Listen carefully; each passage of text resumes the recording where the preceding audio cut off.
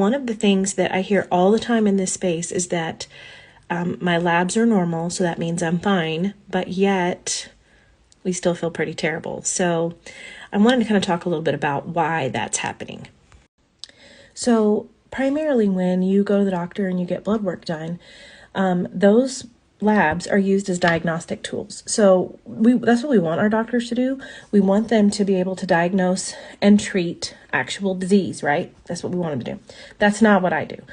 So you go to the doctor, you get blood work done, and the range that they look at is very, very broad because it's designed to capture sickness. You have to fall outside of that broad range in order to get a diagnosis. It's a diagnostic range. So you'd have to be really, really low or really, really high for them to say there's something wrong.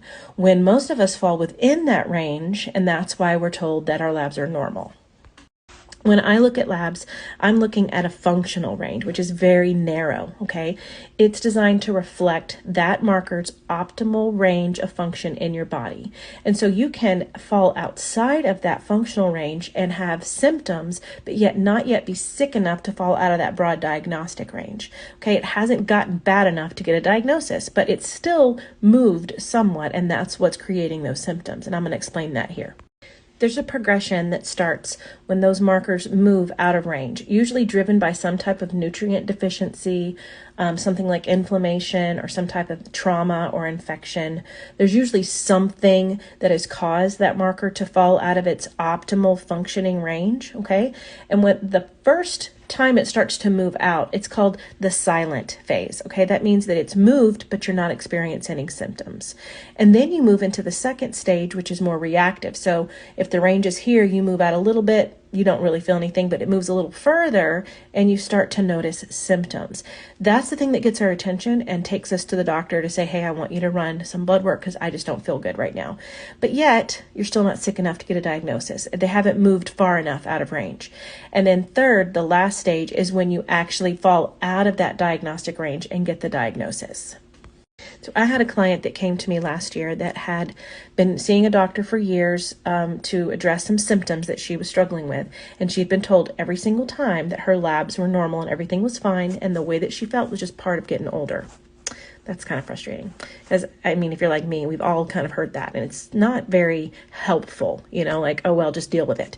Well, she went to her last doctor's appointment before she met me, and he's like, oh, well, you've got 3 different diagnoses now. You've got high blood pressure, you've got high cholesterol, and you've got diabetes, type 2 diabetes. And she was like, but 6 months ago when I came in, you said my labs are normal, and now suddenly I have all of this going on.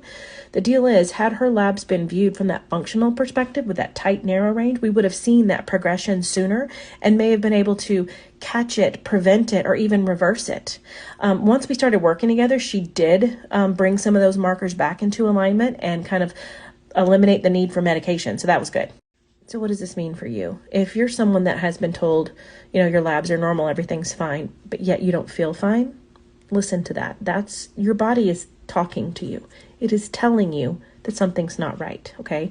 Your symptoms are like your body's check engine lights. They're letting you know that something's not working right, and it's trying to get your attention to make some changes and get the help that you need. And that's where the functional perspective really helps, is that we're able to see, you know, right away what's going on that's contributing to that symptom and how to turn it around. Most often these are driven by nutrient deficiencies, other things like inflammation or some type of infection, or, you know, can be a player here. Sometimes there's pathogens or toxins, like heavy metals or mold, that can be a player.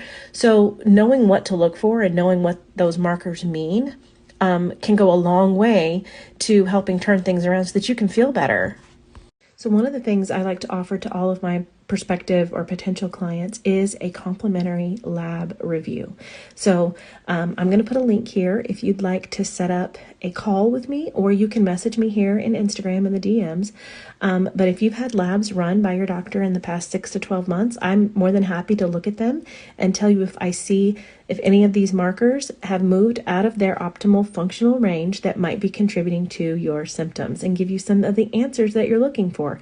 When I've done this for other people, it's been just so amazing and so like validating to know that they're not crazy, that there really is something going on.